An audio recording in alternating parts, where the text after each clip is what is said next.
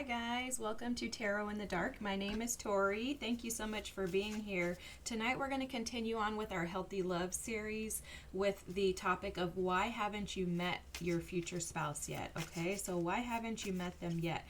If you already know the person, or if you think you already met the person that's going to be your future spouse, then you may want to click on another reading that I have, or maybe there's just not a message here for you today. You can listen in if you want to just be nosy. I mean, sometimes I've done that. So do as you please. I'm just thankful that you're here, okay? So let's go ahead and dig in. Why haven't you met them yet for pile number 1? Alrighty. Whoa. So obviously there's a ton of information. That was a Pluto card, but let's see. Pile number 1. Ooh. 10th house. This is career, public life, and reputation. Okay, so for pile number 1, this is the reason why you haven't met your future spouse yet. I feel like you can't see pile number 1. Sorry about that. So let's see if this will clear it up a little better. I don't know what's wrong with my camera lens today. Forgive me. Okay, so for pile number 1, the 10th house, that's Capricorn energy. So that's the reason why you haven't met your spouse yet. For pile number 2, why haven't they met them yet? For pile number 2, why haven't they met their future spouse yet? Let's zoom into pile number 2. Why haven't they met their future spouse yet? Ooh, Ceres energy. There we go. That vision, the view is better too. This is self-care, wellness, and agriculture. Okay. Ooh, I love it. Getting messages. You guys know I get so excited at the beginning. I'm like, getting messages already. Okay, awesome. For pile number 3, that's how you know it's going to be good. I mean, you would hope that I would get messages. Like, clearly I'm here to give messages. You would hope that something comes through, but, you know, it's not my show, so that's why I get so excited. I'm like, yes, they're here, giving us information. Okay, pile number 3, the reason why you haven't met your future spouse yet has to do with planetary return, cyclicality, homecoming, and progress. Oh, my God. Okay. Guys, so if you know anything about my readings, I will refocus the camera, zoom in. I don't have a sound bowl because I have a little niece who broke it, but it's all good. I'll give you a moment to just review the pile. So if you want to close your eyes, maybe take a deep breath in, breathe out whenever you're ready, and select your piles. I will meet you on the other side, okay?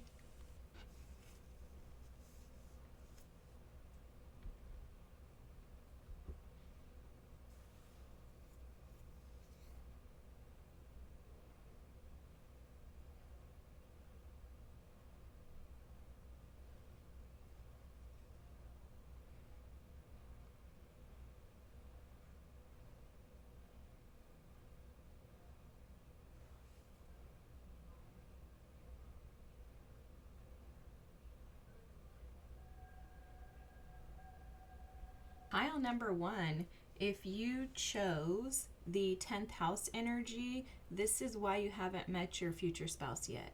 Because this is Capricorn energy, initially what I was picking up on was the fact that you may be focused on other things.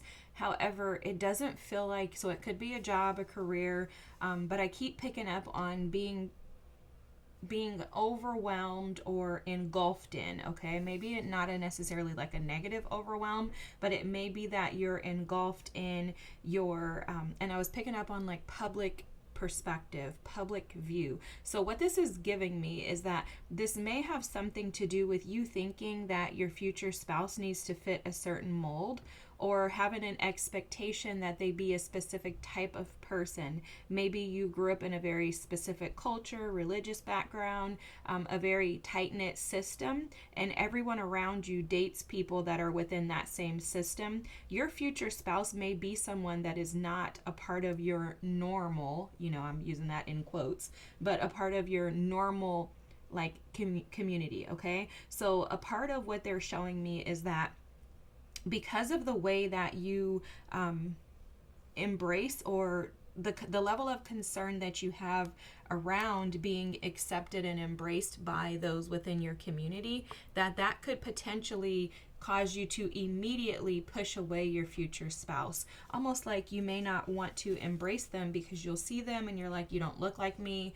I can't date you. My parents, my family would reject you. They would reject me. There's something along those lines, like this person is not a part of a normal group, again in quotes, right? A normal group of what you and people around you are used to people dating, okay? It's definitely giving like some religious or cultural differences between you and your future spouse.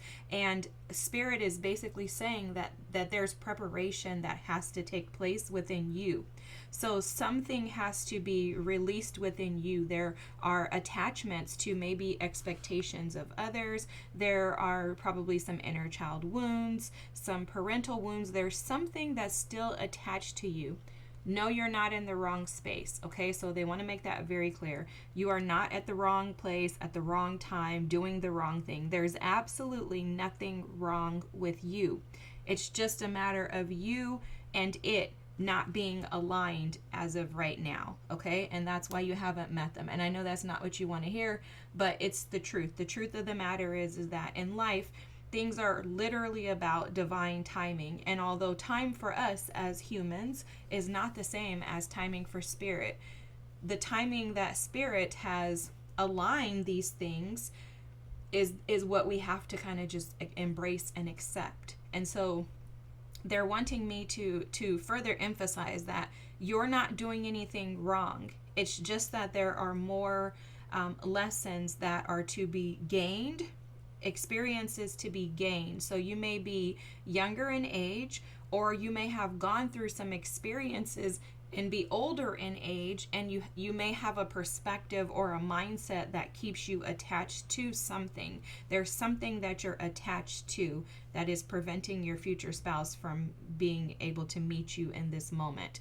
Now, another thing that's coming through is that oftentimes with this Capricorn energy, we want to take this energy and make it about us doing the wrong things. You know, Capricorn energy can be very self-doubting and self-defeating, and it can also be very limiting, because what'll happen is it'll say, oh, I made a mistake, so now this is like the worst thing. I'm the worst person. Like, I just can't get away from these unhealthy thoughts, ideas, habits. And then you kind of go into this self-loathing, defeat, and doubt energy. And so your team is asking you to please not allow that to happen, to understand that the main reason here is about divine timing.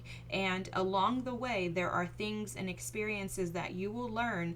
And when you get to the time where you're ready to meet your future spouse, you're going to say, I understand exactly why I had to wait. It's going to make sense to you. So right now, it may not make sense. This may be frustrating, irritating. It may tick you off because you're like, this is not what I wanted to know.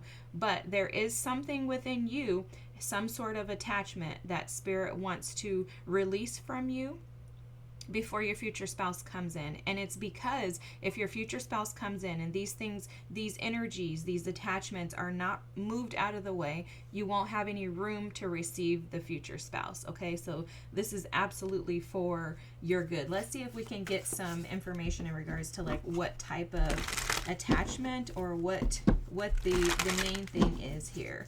Okay. This is beautiful. I love it. Again, I know that this is not something that you necessarily want to hear, but it's something that is important for you to gain in this moment. Okay, I'm going to take this Messiah card. I'm going to grab another one. I don't know if you noticed how it was like kind of pushing itself out. Okay. I love this. I love this. I love this. I was also picking up on an energy of maybe something that may be beneficial for you.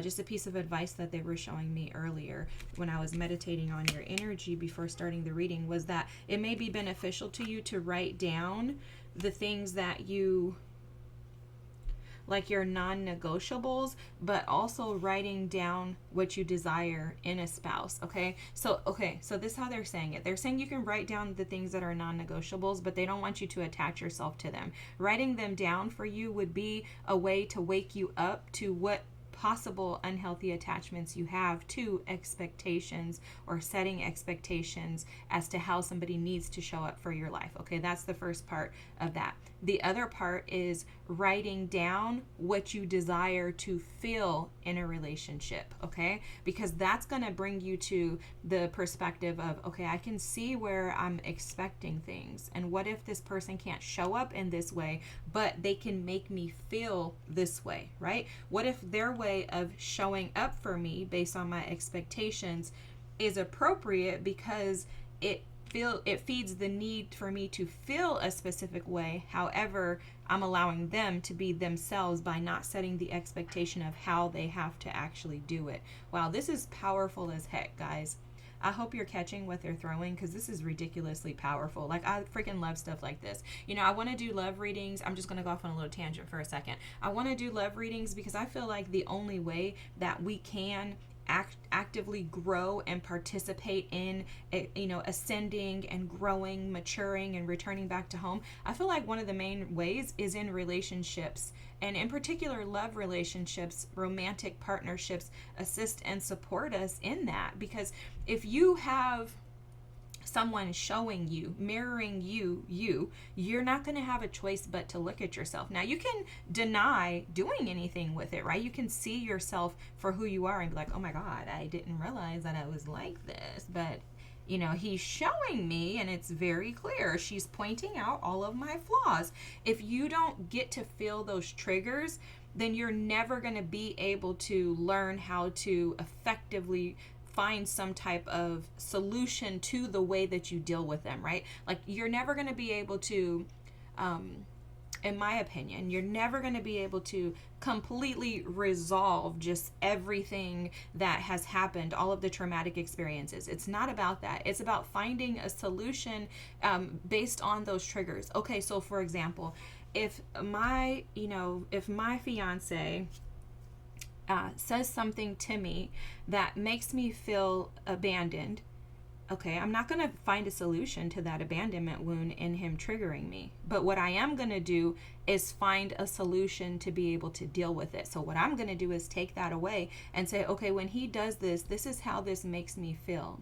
And then in me feeling like this, then I respond how? Typically like a baby, okay? I want to cry, run, hide, get away. And I just don't want to deal with it. But where's the solution in that? The solution is for me to step up to the plate, grab my kahunas, and just push through. Like, okay, I feel abandoned. I can come back and effectively communicate with him. You know, when you said that, that made me feel, it triggered my abandonment wound, and it made me feel rejected, alone, isolated, right? I felt unsupported when you said that. However, I recognize that the feeling of being unsupported comes from me not supporting myself. And I realize that as of late, I have been neglecting taking time to myself and pouring into me, right? Now that's the solution. Pour into myself more so that I don't get so triggered when someone else triggers that abandonment wound. You get what I'm saying? I know that's a lot, but that's basically why you want to do the assessment. Assess what your expectations are for your future spouse, and then assess what you want to feel. Based on what you want to feel, how do those expectations, or how can you tweak those expectations so that you're no longer expecting someone to show up in a very specific way, and instead you're allowing them to be whoever they want to be, but ensuring that you're getting your needs met by recognizing the feelings that are coming and the benefits in those feelings that you're really, really seeking that are underneath the expectations. Okay, pile number one. Sorry, I know that was a lot. I feel like I said that really fast too. I hope you caught it though.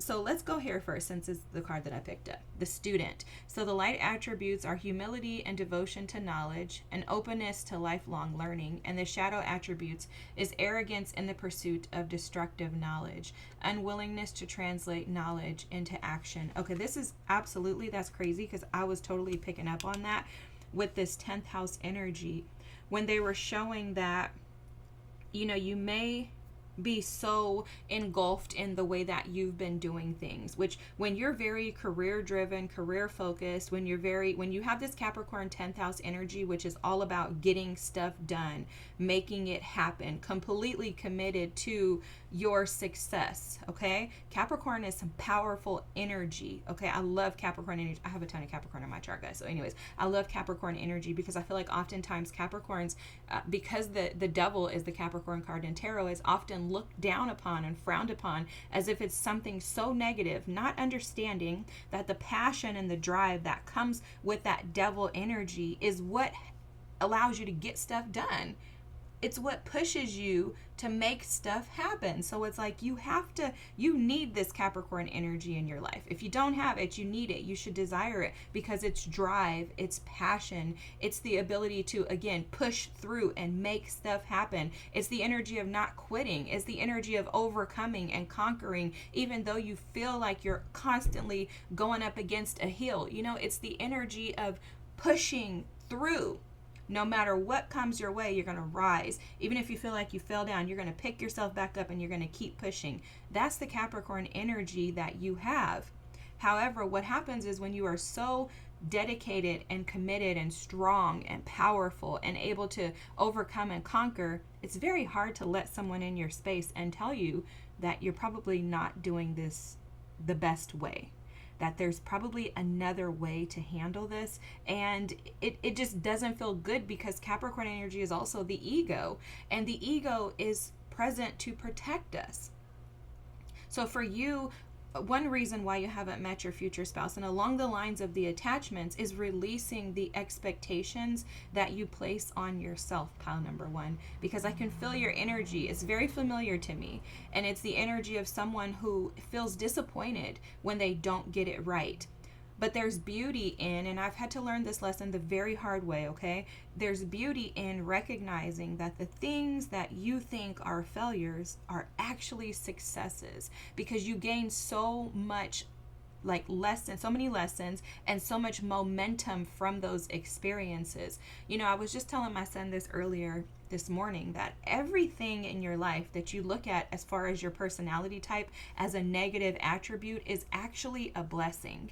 But what you have to do is take the energy, and he was talking about anger, and he's like, how is anger a benefit, Mom? Explain. And I said, okay. And I told him, I've had anger issues too. Again, I have a ton of Capricorn in my chart, guys, so no judgment here. No judgment for you, no judgment for me. We listen and we don't judge, okay? Pile number one. But I was telling him, anger is an excellent example. So let me tell you what I did with my anger.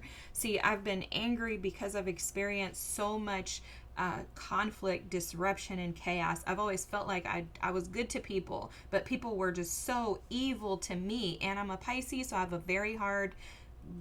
it's very hard for me to comprehend how people can be so self-absorbed and not care about the next person. That is still a challenge for me. I have a hard time with that in general, which is a Pisces trait. We just are like that. We have a hard time accepting and seeing that people don't care, or that people are really evil. I have a hard time with that. I'm like, dang, you're really evil? You don't care how you're treating people? You don't care how that affects them? But anyway, so I was telling him, because of all the stuff that's happened to me, what I've done is I've taken my anger and I've turned it into righteous anger. And yes, I still get angry, absolutely. But what I've done is created an environment within myself to where I no longer look at myself as being a demon. I'm no longer demonizing or devouring those parts of me that I have looked at for years as being detriments. Instead, I look at them through the lens of how can this benefit me? So that anger that I have over the things and the experiences that I've gone through in life, what I've done is I've shifted those into motivation. So now I have a righteous anger. Everybody who did me wrong is going to pay for it, because I'm going to rise. I'm going to be successful, and I'm going to be victorious in everything that I do in life. So those people who were evil to me, who made me angry, they're going to suffer watching me succeed. So now I'm not mad at them, because guess what? If they didn't do those things to me, I wouldn't have this drive, this resilience, the ability to be able to push through. But it's all a matter of how you perceive the information and whether or not you'll allow yourself to be a student. And that is very hard for us to do. It's very, very hard, pile number one. So the message for you is, and I know I said all that to say it must be a benefit to you. Maybe you have the same personality type or something, but the gift is in allowing yourself to become the student in order to be able to gain the lessons, which will further assist and support you in being able to align to the things that you desire, because I think that's what this is all about. Let's just keep going, because I feel like I'm talking way too much and you're probably like blah blah blah blah. Okay, so femme fatale. The light attributes are highlights the erotic energy of the feminine and opens your heart. I already know what this is talking about, guys. Opens your heart. They're giving me channeled messages, but I'm gonna read it. Opens your heart when your dependency is rejected. And the shadow attributes inappropriate use of sensuality, attachment to money, and power. See, I do think that you are absolutely dedicated and committed to finding money and power. Now, that power doesn't mean that you want to be seen in any way, shape, or form. It's that you want to have, it's kind of like what I just described, that righteous anger, to where I'm determined to receive the authority that is mine. Like, I know who I am, I know who I was created to be, and nothing's going to stop me. And those things that made me angry were just benefits to push me so that I would be more motivated and inspired to get to where I'm going. For you, what I was being channeled, what was given to me, was that for you, you are so independent, you've done so much on your own, that it's hard for you to fall into the place of being the student. And that is a part of the unhealthy attachment, is the independency. They're asking you to tap more into your softer energy, to tap more into the energy. I'm hearing the less aggressive parts of you, which for me, aggression is not a negative term. It's more so like asking you to soften those edges. And you know, it's so interesting because they're telling me that's why they had me get all like, because they're showing us both that you see how you can allow situations and experiences to take your energy to a different phase. For you, you may be operating from that more masculine, aggressive energy that I was just speaking in as a tone. You may operate more from that because you're a go-getter, because you're determined to be successful. And this determination can be because you feel like you want to prove everybody wrong. But there's a benefit when you want to prove to everyone that you are who you said you are, versus wanting to prove them wrong. So it's like checking your heart space and your energy in regards to not being so masculine in the way that you pursue your endeavors, because that's also affecting your ability to bring in your future spouse. Now, what I want to say is that your future spouse is not delayed. I don't believe in things being like delayed, held back, blocked, or stopped. I don't believe that. I believe that everything happens in divine timing. So if you haven't met your future spouse, it's because you're not meant to. I believe that readings like this are significant in a sense because it helps align you to, these are the things that Spirit is cleaning out for you. And I also believe that if you come to a tarot reading and you are not getting confirmation, then you probably are not aligned with that reader, and you should probably watch someone else.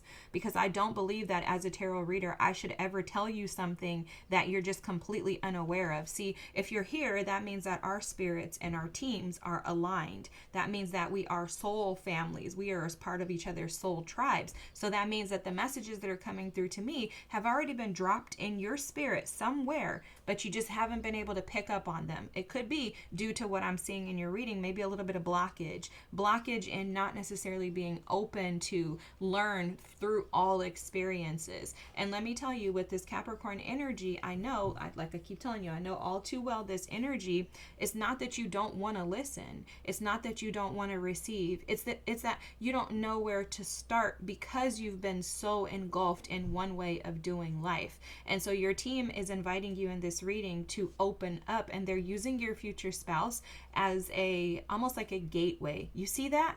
I want you to pay attention to that. And I want to stop there for a second because I want to call this out to you. They're screaming it in my ear. They're calling out the fact that for you may be an individual who thinks that things work in steps. After I do this, then this happens. Once I get to this stage, then this is prepared. And they're saying that's not the way that it works in the spirit realm. Maybe for you in your mind, it may work like that. A lot of us who have a ton of masculine energy in our charts, we can work off of those checklists. I need to check this off and then I can move on to the next. But they're saying that's not the way that this is going to work. And this is where they're asking you to become the student. This is where you tap into that feminine energy because you allow yourself to be open to receive something that you're not aware of. You allow yourself to be open to facilitate space. Okay, so let me tell you what they're showing me. They're showing me a house, and in the house there's 3 bedrooms. 2 of those bedrooms are cluttered with stuff. I mean, like jam-packed. Like, you know, those back in the days, I'm dating myself, but there was a show called Hoarders. These 2 bedrooms are hoarded with crap. There's just stuff everywhere. Like, you can't even open the door. And so they're saying for you, that's the space that you've been operating from, is that within your house, you have spaces that are so cluttered. The house is your mind. Within your mind, there's so much clutter. There's no space for clarity. So what they're suggesting, and they're suggesting it by showing me this Messiah card, is that you allow yourself to sit and to meditate in just pure existence. Okay, there's a guy that I follow on YouTube. His name is Mooji, and Mooji. I love him. He has several videos on the presence of now. They're saying that once you allow yourself to sit in a space of pure existence, of nothingness, you will begin to allow yourself to open up, to receive, and to hear. And that's when clarity can come in regards to these unhealthy attachments that you've been holding on to, as well as the student within you. Okay, it's almost like that's when the student actually comes to class with the willingness to learn. It's almost like you're transitioning from going to like high school into college. You know, in high school you're extremely supported, but see, you've been supporting yourself. Okay, and in college you have to kind of figure it out, but you have to do what the professors tell you to do. You don't get to create your own rules. You know, in high school it's like, okay, I have all these people watching me, like I'm not gonna fail. They're gonna make sure that things go well for me. I have a counselor and all that. In college you can have a counselor and all that, but for the most part you're just a number there. So it's like your student student status is changing from others supporting and helping you, and that others, I think, is like in your mind, where you've been supporting yourself. Now you need a counselor. Okay, that I may have been saying that backwards, but basically the whole point is now you need support. Your spirit team wants to support you, and they want to support you because they want you to be prepared for this future spouse when the time is right. Also am being told to tell you, and I'm going to read that card, that the timing when you meet your future spouse is the right timing. Okay, which is why they keep emphasizing. Sorry guys, my camera cut off, but yeah, your team wants to emphasize the fact that whenever your future spouse comes in, it's the right timing. So that's why they're further emphasizing that you're not doing anything wrong, you're not at the wrong place, you're not missing out, you're not supposed to gain something right now, because this personality type can fall into that trap. And the trap is that, oh my God, I'm not where I'm supposed to be, which is why I don't have a spouse. No. This is about allowing, okay? Your future spouse hasn't come in because you're not ready to allow and to receive.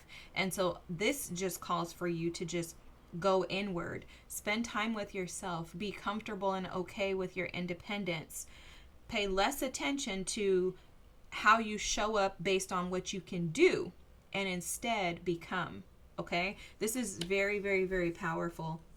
It's also very strong energy, because these are very, very challenging things to overcome. But there's a message in regards to you being able to just be grateful for you, like be grateful for who you are. How often can you look and spend time with yourself and say, wow, I'm just grateful to just have these experiences as myself? Because there's also too something coming through, which is like, you know, for most people, we want to be married, then when we get married, we don't want to be married. We want to be single, then when we're single, we don't want to be single. So there's something about you just being okay with whatever is going on in your life at the moment.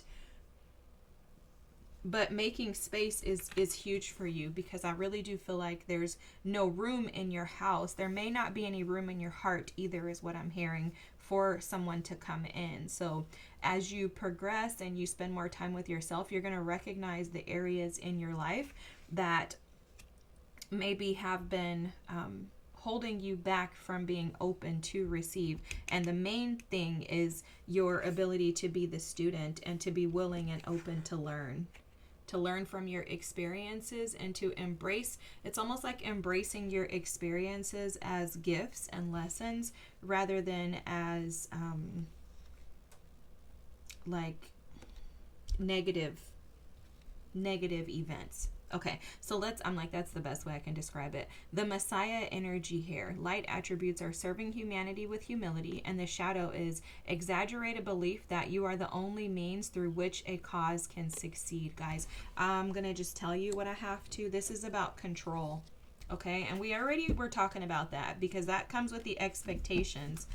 Again, you guys, this is like preaching to the choir because your girl has all of this too. So you're not alone. Clearly, you're not alone because we're not the only ones in the world that operate from this energy. But in order for you to be able to receive your future spouse, you are going to have to release your need to control the expectations and the outcome.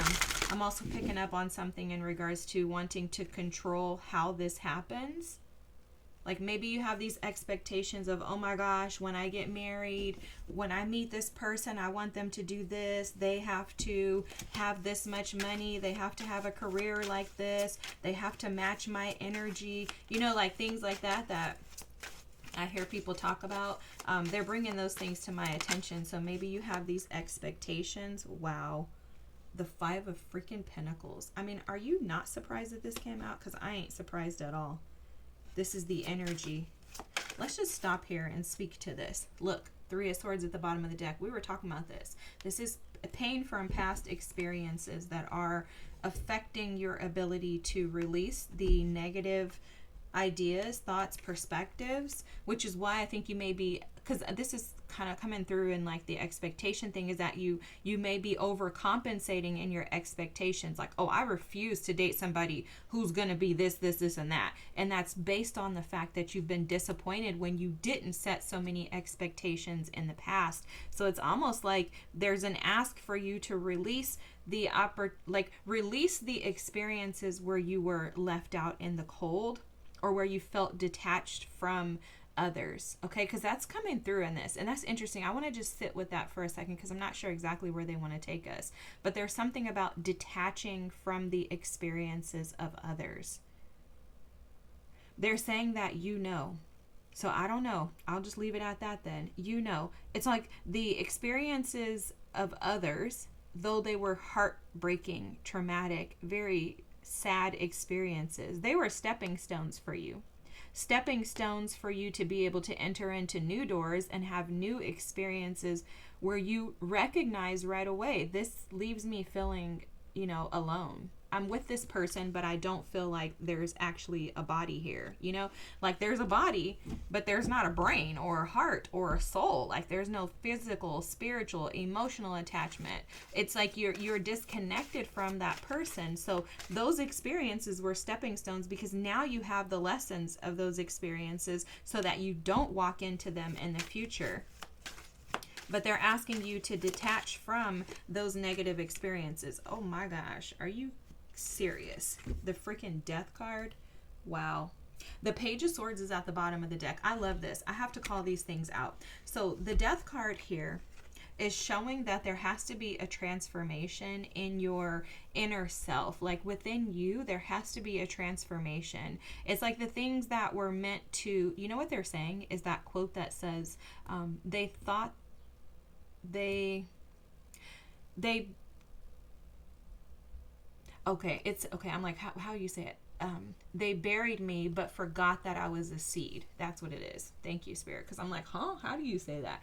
They buried me, but they forgot that I was a seed. That's you, pile number 1. You have been through so many traumatic experiences and had very negative experiences with previous partners. Your partners have caused a lot of trauma, as well as I'm picking up on like a mother wound for you, okay? So there's some type of trauma around a mother wound where maybe you overgive, where you've been a people pleaser, codependent, did more for others than yourself, like you put yourself out consistently for other partners, something like that they're asking you to transform from the inside out. Okay, and they're showing it as like plant new seeds. Like all of the roots that have been attached to these negative experiences need to be pulled out and washed. You guys, I often talk about plants. Plants are a huge part of my life, and it's actually something that they show me spiritually. I really receive a lot of channeled messages in regards to plants and how it's aligned to spirituality. But what they're saying is grab that plant, which is you, pull it out of the soil that it's in, and wash those roots. So what they're asking you to do is dig deep within you. That's where the student comes in. Dig deep into how you operate and how you utilize your femininity. Okay, so we all, whether you're a male or a female, we all have feminine and masculine energies. But how are you using your feminine energy? Is your feminine energy used to benefit you in ways that actually are not beneficial? Like, are you seeking someone to financially support you, but then you feel detached and disconnected from that person? Is maybe that one of your expectations, that you expect that your partner comes in and that they're financially stable, but in that financial stability, you don't receive the emotional security or the spiritual security that you really seek in a spouse, which is probably why your future spouse is going to be someone completely different than what you anticipate or expect. Because typically when we set these expectations, it's like we set the bar to be at a specific level. That's when spirit comes in and just is so funny and will just basically throw all that away. Like, good luck, Chuck. I'm not giving you that. I'm going to give you this just to show you how powerful I am, and how when you release your need to control and how you hand over the ability for me and your team to show up for you, this is how magical we are. That happens so often, guys. Trust me, it happened to me. And when it happens, you're like, oh shoot, I didn't know that I could get all of this and that. But that's where this Page of Swords is coming in, okay? So as you purge out and pull up those roots, wash the roots off with water. This is a purification of your energy. This is a cleansing of you as a whole, to allow yourself to transform from one who is filled with maybe the frustration and overwhelm of previous heartache and heartbreak, and instead transform that into one who sprouts out new beautiful experiences and a life that is fulfilling in all ways. It's like the roots, once you pull them out, you wash them, you replant them in new soil. This is you releasing the expectations, the idea that, you have to have things done a certain way. You're not going to put up with this because no. If somebody does this to you, you're not going to allow it. That's this Page of Swords energy. It's instead taking the energy and shifting it around and saying, you know what?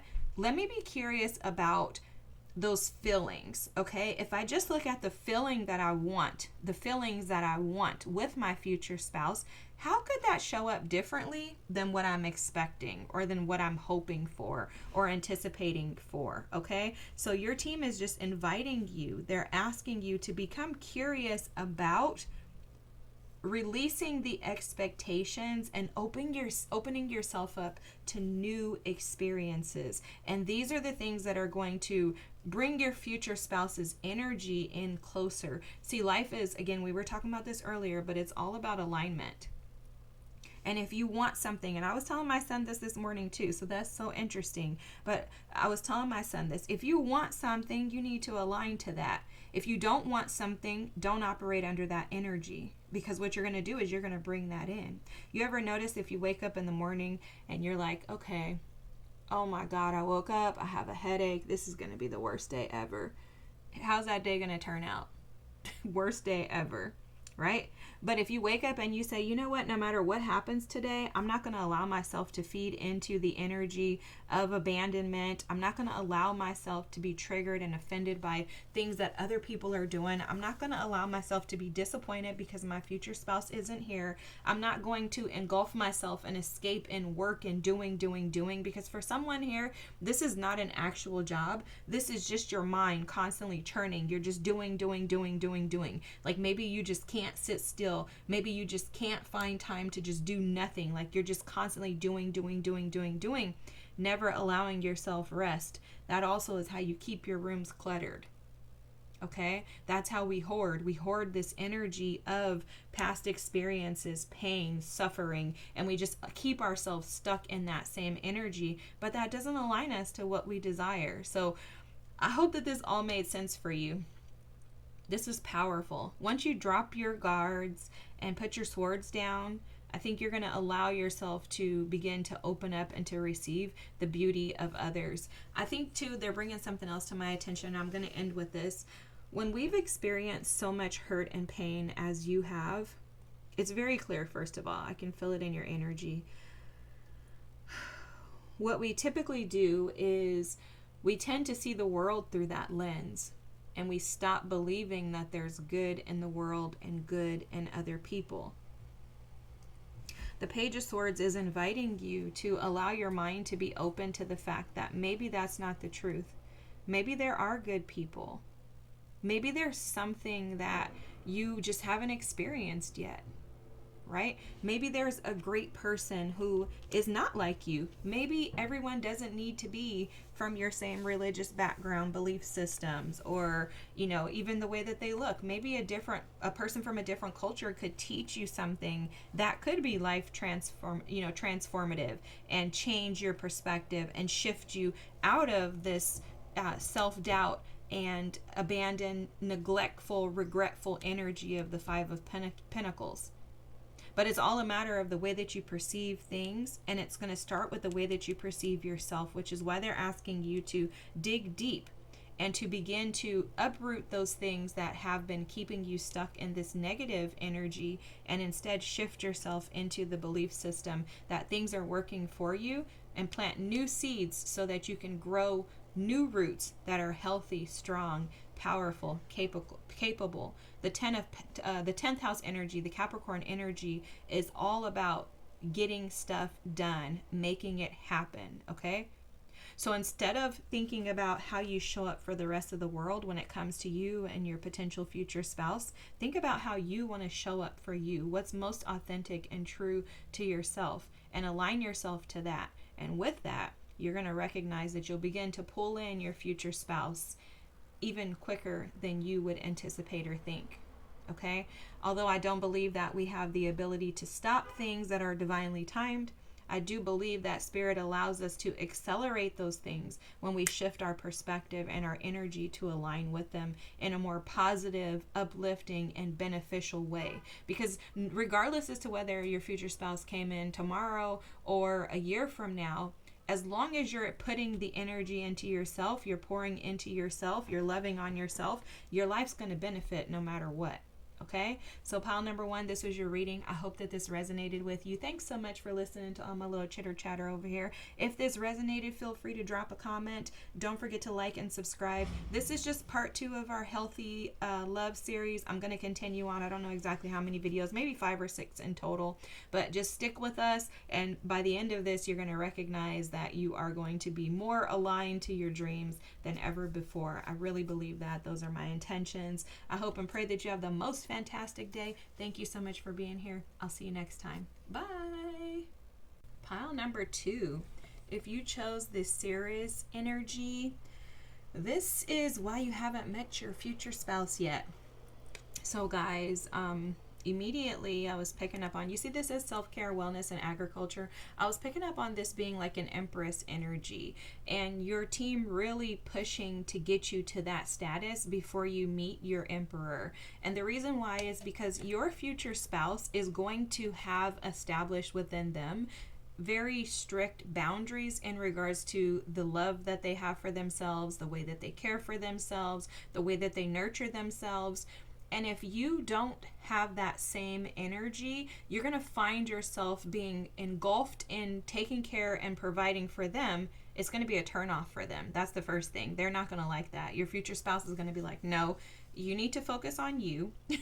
You need to not worry so much about what I have going on. You need to be your own person. That's basically what this is saying. So your future spouse is aligning themselves to this energy, and you're being guided to do the same. Now, one thing I will say about your pile that I'm picking up on right away is that your future spouse isn't too far away. I do believe that you've been doing a lot of this healing work. I think you've been doing a lot of pouring into yourself, learning how to nurture and tend to yourself. But there's something about the P word that we all hate, which is patience. Something about patience, but I think the patience is being asked of yourself. Like maybe you're impatient with yourself. Maybe you walk in self-doubt or defeat whenever you feel like things aren't turning quick enough. Like maybe you feel like you are inadequate. Maybe you feel like you're not even worthy or deserving of the love that would pour into you in the way that your future spouse is going to. But there's something about you discovering a new way of being for yourself.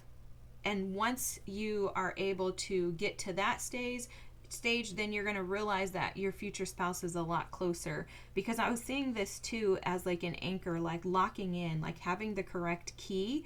And so it's almost like your future spouse hasn't come in yet because there's a key that's being unlocked in you. What they're showing me is interesting is like the door, you know, you put the key in the door and you turn it. The key is already in the door, but it hasn't been turned yet. And a part of that has to do with divine timing and you being able to cleanse yourself of like karmic cycles, past experiences, and allowing yourself to be open to love through a different lens. Because this type of love, this future spouse that you're asking for, is not going to be like a future spouse or like someone that you dated in the past. Okay, what's specifically coming through for you is very Cancerian energy in regards to your future spouse. So this is someone who's going to be very nurturing. They're going to be abundant just in nature by the way that they carry themselves. Their love is going to be abundant, but also Cancerian energy is very independent. It's not the type of energy that's going to be like, oh my God, I have to do everything with you. Oh, please let me. And you may be used to that in previous experiences, previous relationships. Like maybe your future, your previous experiences have been with people who have been codependent on you, maybe relying on you to carry a lot of the weight. That's not this future spouse. This future spouse is the complete opposite of, I believe, what you've experienced in the past. And so what's being asked of you is to lighten your load while that person is being aligned to you. Okay? I spoke heavily in pile number 1 about really just allowing divine timing to take its place and to recognize that you're not in the wrong space. I don't feel like you're challenged by waiting on your future spouse. I think you're pretty independent, easygoing, cool with waiting, but just curious as to why you haven't met them yet. And the reason why you haven't met them yet, or part of the reason that we're seeing so far, is that there's self-care in regards to you. It's almost like your team is building you up as an independent individual so that you don't fall back into old and unhealthy ways of doing relationship. Again, where you may be dependent on the person and lose yourself. That's coming through for you. Okay. You know what? They're telling me to pull this, so let me pull these. Another astrology card, and then I'll go to the other deck. Okay, had me pull out. So why hasn't pile number 2 met their transformation? Yep, exactly. This is exactly, so this Uranian energy is exactly what they were speaking to. The fact that they're transforming your energy right now. And I don't think it's just you. I think it's your future spouse as well. I feel like you both are going through very transformative experiences in your life. And I think that part of the reason why you haven't met yet is because these transformations have to take place beforehand. Uranus energy is Aquarius energy, and I want to just speak to that, and then I'm going to pull a card on your future spouse's current energy. I didn't do this in pile number 1 because I wasn't advised to, but I'm being kind of told to do that with you, so I want to. But for you, this Uranus energy is Aquarian energy. It can represent destruction. So it's almost like there's because they're showing this as like destroying the version of you that wants to be so attached to someone else that you lose your independence. Okay, they're speaking heavily to the fact that they don't want you to lose yourself in this relationship, which makes me feel like you may have lost yourself in a previous relationship. Like maybe you gave more to someone else and less to yourself. Or you may have a tendency to, when you love, just say, oh, I'm going to just go and just give myself to this person, and I'm not going to even like focus or worry too much about what my desires are. You may also be very gracious, but this is like not a positive gracious. It's like over giving. Okay, that's how they're showing it. Like you just want to do everything for this person. I'm hearing like a hyper dependence. Your team is wanting to transition that. okay? They're wanting to transition you out of that energy and shift you into a more interdependent relationship with your future spouse, okay? Because again, your future spouse is not going to put up with the energy of someone so attached to them that they don't have their own life. That's not your future spouse, pile number 2. They're very, very independent. That Emperor energy owns, does whatever he wants, gets it done, but he's also very kind and loving to his spouse when he, when he has one. Let's just say that. Okay, so let's look at what's your future spouse's current energy. I want to just get this. Oh, this is why this makes perfect sense, guys. We have the Taurus energy. You notice it came out in the reverse. I don't read reversals, but I'm going to tell you this Taurus energy, currently your future spouse may be challenged with this energy themselves, okay? So I'm seeing them as a King of Pentacles, but they're needing to transfer into that Emperor status. You may already be on the verge of becoming this Empress, but there are still some like lessons and things for you to gain, to perceive. There's a transformation that you both are going through.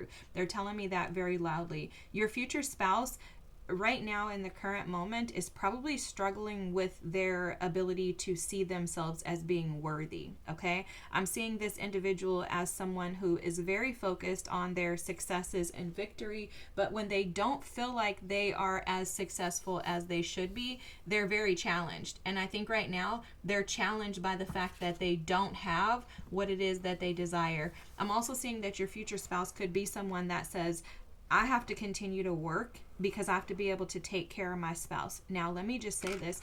If your future spouse is the energy that is showing through here of someone that wants to take care of you, and you are operating from this Uranian energy, which is very independent, don't want anything for anything, because it's Aquarius energy. It's like, I like you and then I don't, okay? So if you're operating in that energy, like the saying is like, come close, no, back away. They say that's Aquarian energy. That is Uranus energy, because when it's in its shadow, it can be a detriment to the things around it. So if your future spouse is struggling with wanting to provide and make sure that you are taken care of, and you're in the energy of come close but back away, that is going to immediately cause disruption and chaos amongst you two, which is why your future spouse hasn't arrived yet, right? They're not here yet because there are still things that you both are going through, transforming your energy. And for both of you, this is about self-care, because Taurian energy can find itself in that 5 of Pentacles space where there's self-defeat, self-doubt, kind of the energy of I'm not good enough, and if I am good enough, I have to find someone who's good enough. Taurus energy can also seek out like perfect relationships. If I have a brother who's a Taurus, and I always tell him, you do realize that if someone does one thing wrong, you automatically are ready to get rid of them. And I've always told him that's not good, because you're not allowing people to be themselves. You're not allowing them to show up in their authenticity. And so that could be a message for you too. Like maybe your challenge with allowing people to show up in their authenticity due to you maybe overthinking or being extremely challenged by, situations and experiences. You have the Elder Ladybug card, which is open to miracles, but I want to also call this out, reclaim your power, the Elder Thunderbird. And I think this is what's happening behind the scenes. So subconsciously, this is what you're both learning, is how to reclaim your power, which is why your future spouse hasn't come in yet. Now with this Elder Ladybug, what's showing up here is this series energy, which again, for me, this is like the Empress. This is about you opening yourself up to allow things to come in. Now, what's very interesting about ladybugs and what they're showing me is, ladybugs are very small, but they're powerful. I also am being shown how ladybugs actually will bite you. So if they land on you, they'll bite you. So there's something here about allowing yourself to be open to receive, allowing the ladybug to land on you. If you see a ladybug, just know that that's confirmation that your future spouse is near. But there's something here about allowing yourself to embrace the now, which opens you up to receive. Guys, a lot of your reasons why your future spouse isn't here is because you're transforming your ability to be able to receive. I think we kind of hit on that a little bit earlier, but they're bringing that back to my attention. It's almost like you have to allow the windows to be open to let the sun in. You know, if you keep the blinds closed, the sun's not going to shine through as bright as it can. And it's like you're maybe not recognizing your brightness, your deservingness, your worthiness. You know, I think I just made that word up. But anyways, your worthiness.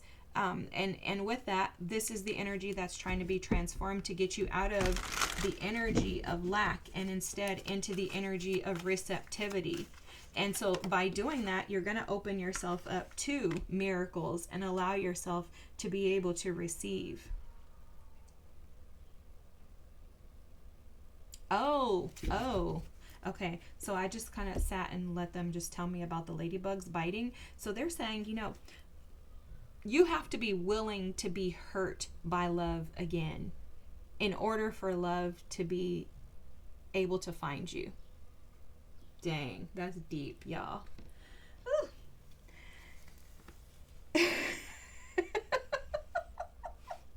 I'm going to read this card. I just have to read this because you're going to be like, what the heck?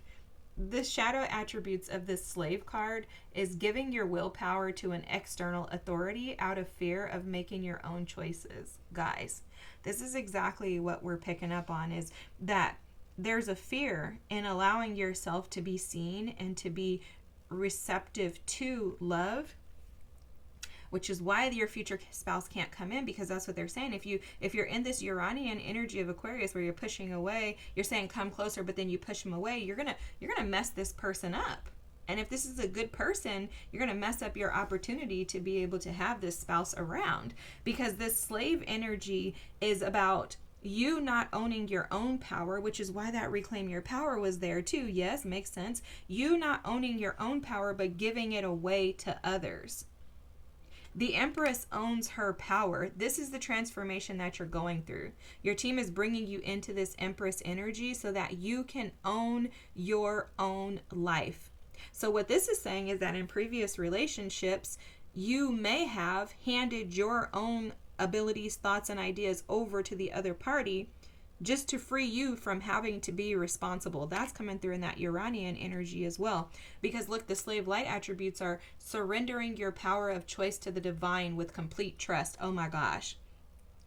I think we talked about this too, but I'm not sure. I may be mixing you up with pile number 1. But a part of this self-care and that surrendering to the divine is allowing these things to come in. Again, your main reason is about you being receptive. That keeps coming through. This is the same message. I don't want to keep repeating myself, but that's what they're saying, is that your future spouse hasn't come in because you're not open to receiving them yet. And it's because of some hyper dependence and maybe even challenges with this 3 of Pentacles coming out. Maybe even some challenges around working with others, allowing others into your space, collaborating, right? You know, sometimes, yeah, look at, and we got the 3 of Cups and the Fool. Sometimes Aquarian energy can be very off-putting in a sense. And I have an Aquarius moon, so trust me, I know. But it can be something very off-putting because it's almost like Aquarian energy can sometimes be like, yeah, I hear you, but I don't really care, you know? Or if we're in a mood, you better back up. So your future spouse can't come in, and they won't come in until you begin to see yourself as being deserving and worthy. And when you see that, when you step into this Empress energy, you will recognize how it is very collaborative, because the Empress realizes that she's not able to run that empire without support and help. I mean, there's no emperor or empress or emperor who got there by themselves. They needed support, and they also recognize that they're the boss, so they set the tone for the rest of the team. That's coming through for you heavily. So there's something here with this 3 of Pentacles, the Fool, and the 3 of Cups around you being willing to collaborate with others without fear of it's like without the fear of you not receiving what you deserve, or something like that is coming through, because I'm seeing like the Hermit energy, and it's almost like you're You're safer doing it by yourself. That's what you think, pile number 2. Oh, I get it. The Uranus energy, open to miracles. The Fool, this would be risky. It's risky because in the past, you haven't owned your power. This is what they're talking about. You probably have done a lot of work to regain your personal power. But now there's fear in dating and in finding someone else or having a spouse, because then that means I lose my power again. This makes so much sense. When the reality of it is what they're trying to teach you is balance. There's balance. So this Lover's card is at the bottom of the deck. What they're saying is that when you meet your future spouse, there's going to be balance. But it's going to call for you to take a leap of faith with this Fool card and just trust people again. Because that's what this is about too. You prefer to stay isolated because you don't want to open yourself up to potentially be put at risk of being destructed with that Uranus energy. You're like, no thanks, I'd rather just do it alone. But that's not what this is about. This is about taking the risk and understanding that you, with this Ceres energy, have all the power, authority, and ability to keep yourself protected. When you surrender over to the divine with complete trust, you know that the person that is aligned to you is not going to come in and cause a detriment. You know that they're going to be balanced in their energy, and you're going to recognize them because you're balanced in your energy. This is powerful as heck. Oh my God, pile number 2. Oh my God. So first of all, I was telling pile number 1, like I wanted to do this love series because I think loving relationships, romantic relationships in general, is the only way that spirit can help us to learn these lessons, to heal, and to find some type of like ability to push forward in life. You need other people because otherwise you're not going to be triggered. You're not going to have these experiences. If you didn't go through the experiences that you had in the past, you wouldn't know that it could sometimes sting to be bitten by a ladybug who you think is so beautiful. You wouldn't think that. And so for you, this is about you taking a risk with the Fool. And yes, sometimes taking a risk, stepping out of the water when you're a mermaid, where you've been safe. You've been safe underwater. And this is you, pile number 2. You've been safe underwater, but you've been too comfortable there. It's time for you to step out onto the land and explore what spirit has for you. Trust wholeheartedly that things are going to work out in your favor, and that's how you open yourself up to miracles. You're also going to reclaim your power when you see how powerful you are to align yourself to things that are just as powerful as you. When you see that the only things that come to you are beneficial to you, you recognize your power because you're like, oh my gosh, this is only coming to me because I am this. It's so empowering, guys. Oh my God, this is blowing my freaking mind. I'm amazed. Thank you, spirit, ancestors, and team. You guys are phenomenal. I love this. Oh, let me just call this out because I'm seeing this at the bottom of the deck. This Aquarius energy is at the bottom of the deck. I didn't even notice that. And Libra was underneath it. Oh my gosh, guys. Libra is Venus energy and Venus is here. This is how you know that things are going to be balanced for you. This Aquarian energy is speaking to community. It's speaking to community, aligning you to relationships that are aligned with your community, your soul tribe, and that are full of love. Pile number 2, freaking A, guys. This is what's on the other side of this. Your future spouse hasn't come in yet because this information was for you to receive and to gain and for your perspective to shift. Oh my God, guys, I'm blown away. I hope this resonates with you. If so, drop an Aquarius sign or symbol in the emojis just to let me know. Or you can leave a comment in the chat or whatever if you choose to. Is it a chat on YouTube? I don't know. I'm old. Anyways, I love you guys. Thanks for being here. If you haven't already, please, please, please like and subscribe. That really helps the channel out, helps others to find these readings. I believe in this channel because I really, really, really am embedded in assisting and supporting you guys to true and authentic freedom. No shade to any other tarot readers, but I really do believe that the worksheets and the information that I put out is beneficial to you guys because it's been beneficial to me. I'm only here because I desire that each and every one of you receive the freedom and the healing that I have, and I just want to be here to support you guys. I love you all. I'm so thankful for each and every one of you, and have the most amazing night. I'll see you next time. Thanks so much. Bye. Sorry about the lighting. I just noticed it's a little light over here. I'm always trying to work on my lighting, but again, I'm old. Have a good night. Bye. Pile number 3 If you chose the planetary return with cyclicality, homecoming, and progress, this is why you haven't met your future spouse yet. So guys, immediately the channeled message I was picking up on for you has to do with, I heard perpetual cycle. So there's some type of cycle and lesson that Saturn is wanting you to gain perspective on before the arrival of your future spouse. This has something to do with being able to see things from a different perspective, but also shift the things that you align yourself to. So for some of you, you may find yourself aligning to situations, people, and experiences that are not beneficial to you. You recognize that, but you just don't know how to get out of the cycle. It's like, why can't I just not, attract these things? Like, I know these things aren't good for me, so why are they here? There's a couple of decks that they're telling me to pull out for you. So let's kind of keep going. There's something like maybe, it has to do with Aries energy, they're telling me, which is the self. There's something about your, like, the way that you view yourself, aligning to your authentic self, returning to yourself. Something like that is coming through, guys.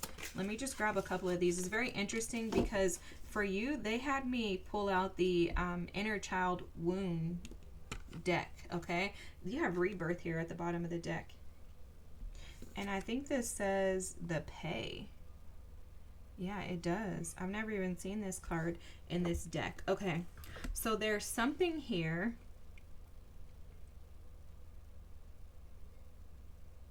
Oh. Okay, there's something about doing something completely different. When you're on another planet, you have to actually like do things from a different perspective. This is how they're showing me this pay card, which I don't know what this guidebook says, guys. Half the guidebooks, I don't even have them, or I don't know where they're at. They're somewhere stored away. But I like to just intuitively pick up on whatever spirit wants to say. So this is just showing up to say that when you allow yourself to, it's almost like shifting. Like there's literally like something that is going on with you that is wanting to completely change. Like, I don't know how to explain this to you, but it's like you've been doing life one way. Your future spouse can't come in with life being done that way. So I don't know if this is a habit, if this is an experience, if it's the way that you see the world. Like maybe you see the world through one lens, but that's not actually reality.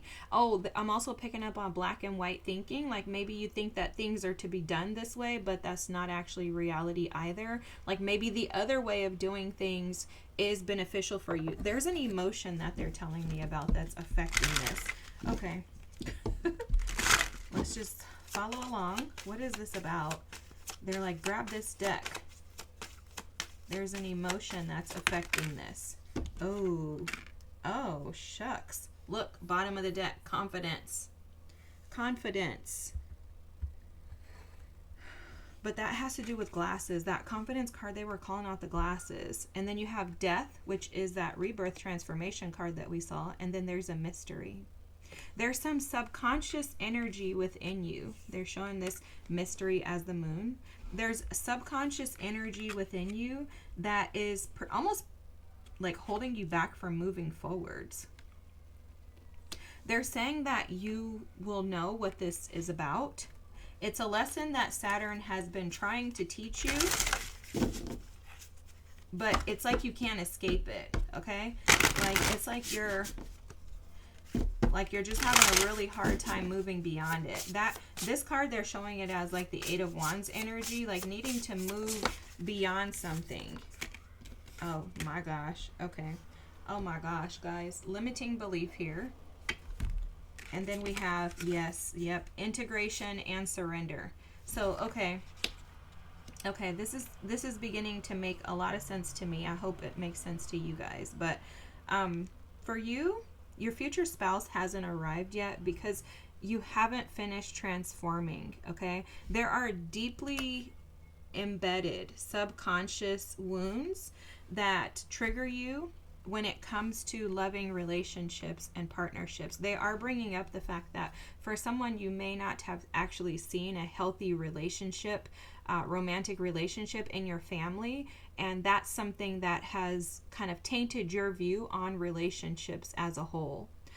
This is the subconscious mystery, is that there's something embedded within your psyche, within your thought process, your ideas, your perceptions. You know what they're showing me in regards to relationships that is affecting you? So what they're showing me is my grandparents, for example. They were an example of a relationship that I thought was healthy, my whole childhood. I didn't know anything about it until I got older. When I got older, I learned that my grandfather basically was like cheating on my grandmother the whole time they were married. He had like this whole other lady that he was in a whole relationship with. I don't know if he had any other children or anything. I never heard of anyone. I still haven't heard of any other children. But he had this whole relationship with this whole other lady his whole life, my whole life. I had no clue about this lady. On top of that, like, my life was like, when I got older, I realized, I was like, that relationship was a complete lie. Like, everything that I was taught, my grandmother used to tell me, don't ever get a divorce. Divorces are not acceptable. Don't even say the D word when you get married. So that's how I got trapped in this like 20-year marriage that I was devastated in. He was a perpetual cheater and just a liar. Just a lot. And I stayed. I went through a whole lot with him, like a whole lot. And I stayed because I would just hear everything that my grandmother was telling me, when the reality of it is she was telling me crap. She was telling me crap. She was telling me crap that she didn't even want to deal with, but she didn't know how to surrender and integrate into something beautiful. She didn't know how to take those experiences and turn them into power. And so for you, a part of why your future spouse hasn't arrived yet is because you two haven't come to the space of integration. That's the first thing coming through. And that's because you as individuals are needing to continue this process of transformation. It's like a death and a rebirth has to be created within the two of you individually. But for you specifically, because I don't want to talk about your future spouse, is these limiting beliefs. Your ideas in regards to relationships may be limited. The way that relationships work, the way that you and your spouse are to communicate, the way that you and your spouse are to get along, what is healthy versus what's unhealthy. There's something in there that is preventing you from expanding your belief system.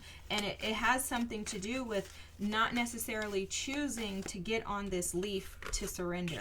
Now, what this is showing up as, and I think we may have mentioned it a little bit in that, is seeing the world through a different lens. When you're hanging on a tree, it's risky to get on this leaf and trust that that leaf is going to get you to the ground, okay? And so for you, you've been in one planet, seeing the world through one lens, but you're being asked to shift out rapidly, just go off into space, meaning find a different perspective, seek different perspectives. And in the process of seeking those different perspectives, you're allowing yourself to open up to surrender to the divine, because it's like, I trust that if I allow myself to be open to new experiences, that will land me exactly where I'm supposed to be.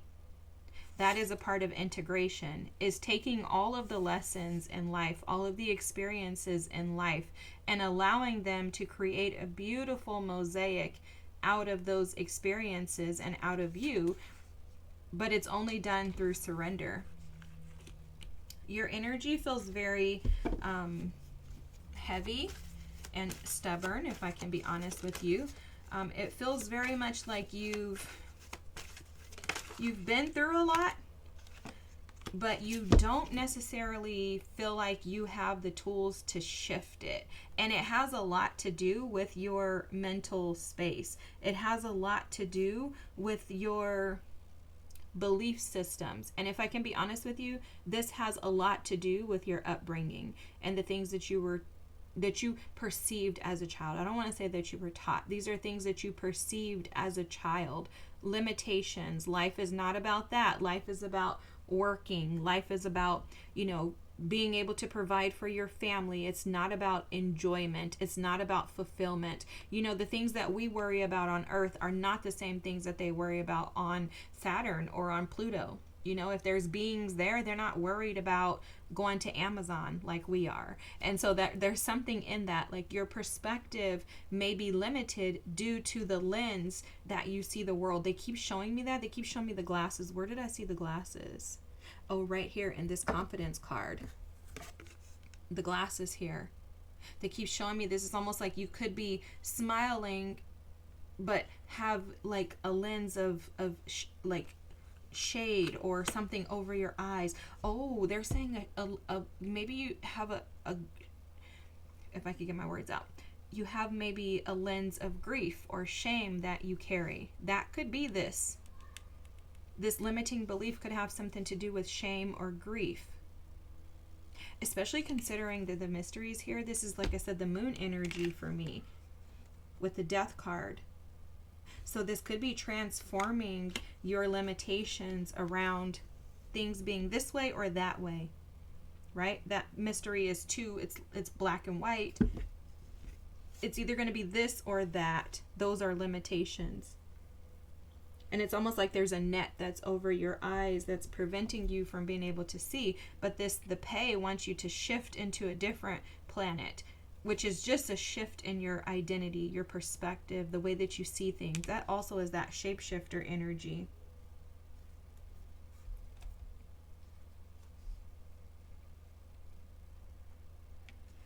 You may also be challenged by, and this could be another reason why your future spouse hasn't come in. Maybe you just want to just rush into the next. This is showing up as that, you know, that blast off, because this is also showing me like the 8 of Wands energy. So it's like you may have a tendency to want to, like, maybe you end a relationship, it was unhealthy, and you may just want to just get into another relationship.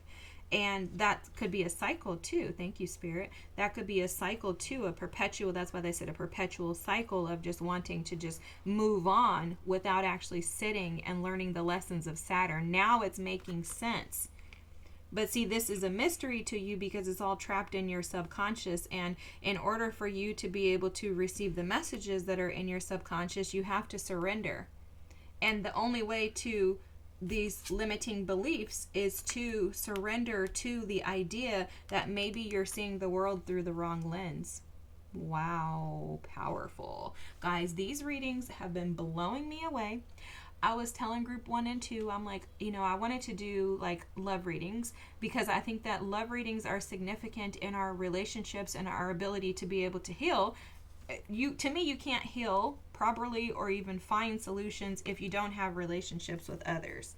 I mean, that's the way that we align ourselves to things, right? Is you recognize like, oh shoot, I didn't even know that I was like that, until your boyfriend, your girlfriend, your fiance brings it to your attention. Then you're like, oh, I'm a crap show over here, right? But it's like allowing yourself to level up as far as the way that you see the world. So this shapeshifter card, the light attributes are skill at navigating through different levels of consciousness. That's also why this space card too, it's like that's consciousness. That's crazy. Okay, ability to see the potential in everything. Wow. That's the cyclicality. Those are the cycles, guys. Your future spouse hasn't come in because you haven't been able to see the potential or the good in your previous experiences. Because you're trapped in seeing the world through this one lens, and it's not allowing you to open up to the fact that those things happened for another reason to help you learn these lessons. And then you have the shadow attributes projecting any image that serves your personal agenda in the moment. Oh my gosh. So this is giving me the energy of someone who, again, is, you know, challenged by sitting with themselves and really allowing yourself to be shown the parts of you that are the mysteries, right? If you can't sit and allow yourself to be shown the mysteries, you'll never be able to transform them. I think for you, I'm seeing a ton of Aquarian energy here. I think for you, you're very challenged by sitting with yourself, with these emotions, these feelings, because you tend to beat yourself up.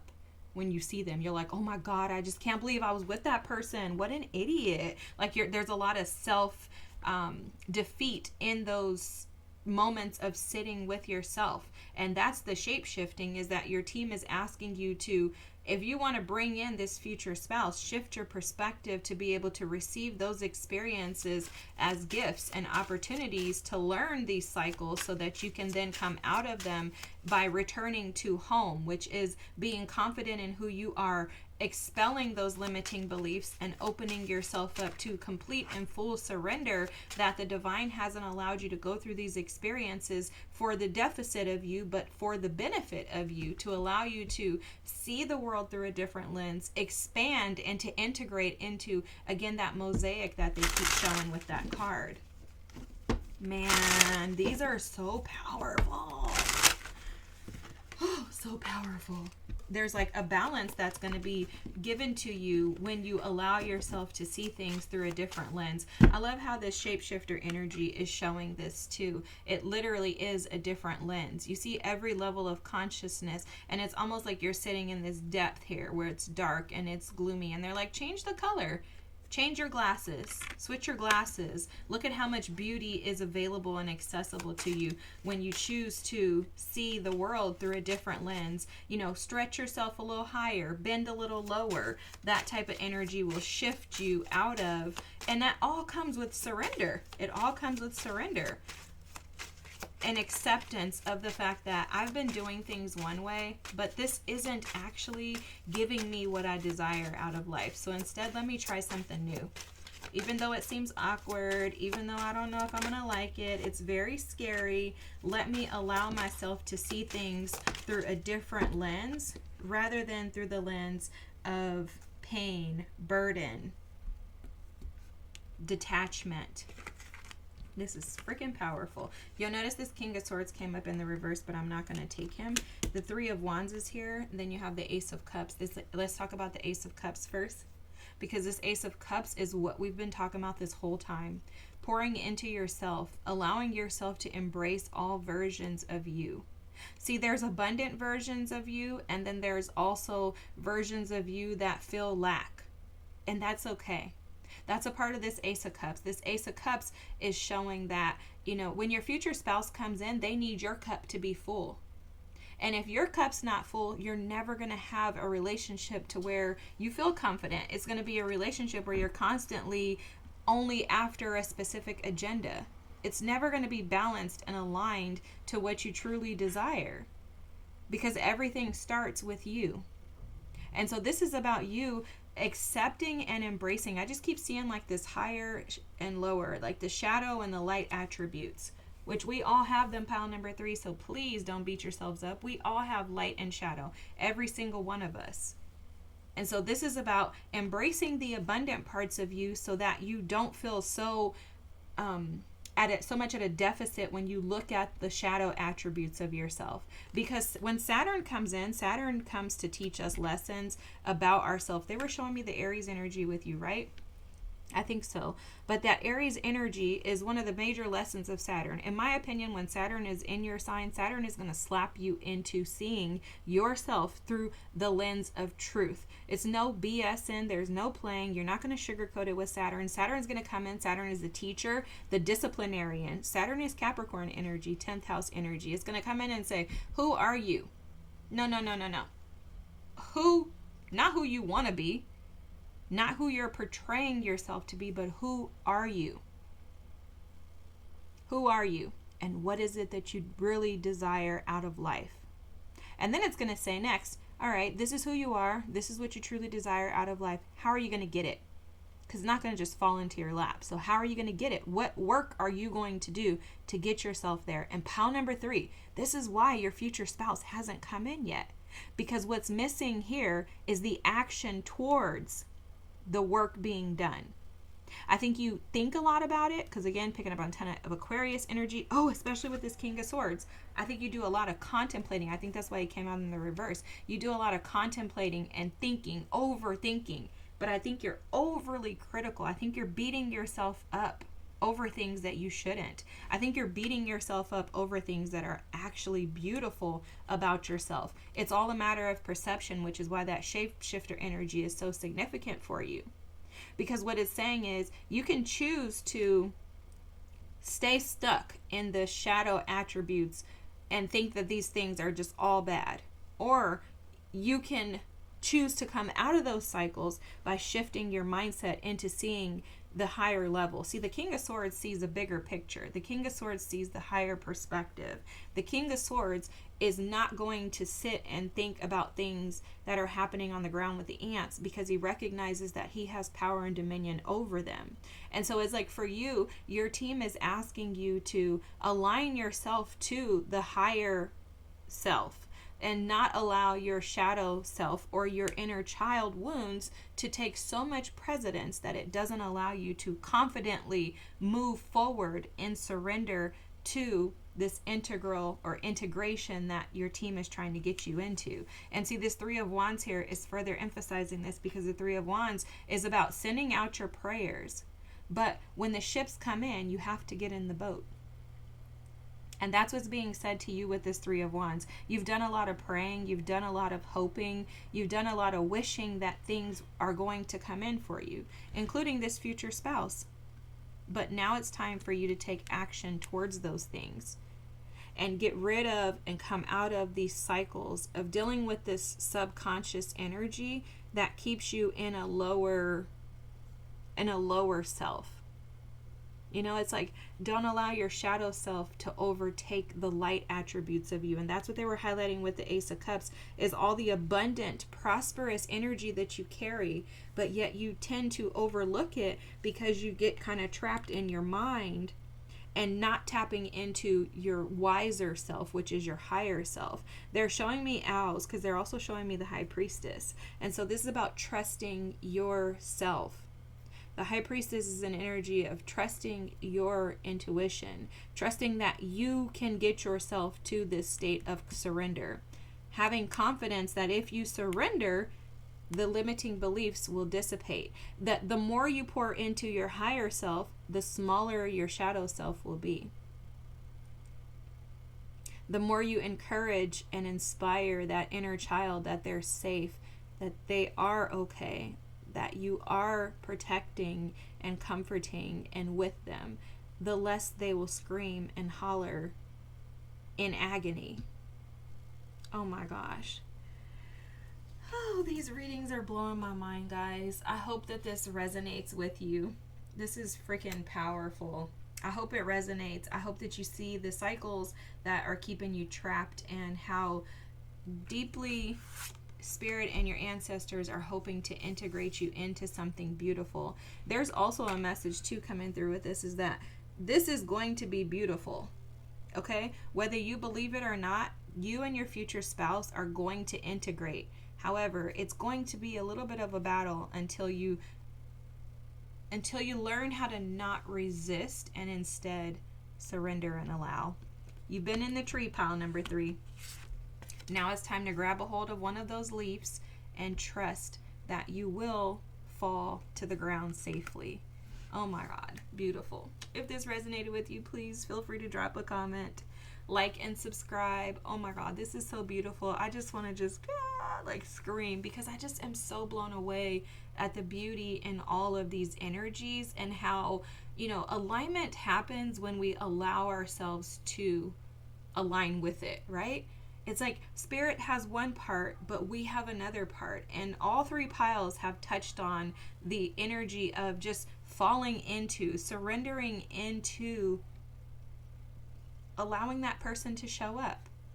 But most of the reasons why in these 3 piles, why the person hasn't shown up, is because we as humans tend to want to control or dictate or set expectations. And, when you're asking for something as powerful as a future spouse that is a healthy relationship, it's going to require that you climb through a couple of tunnels and caves and climb some hills in order for it to come to you.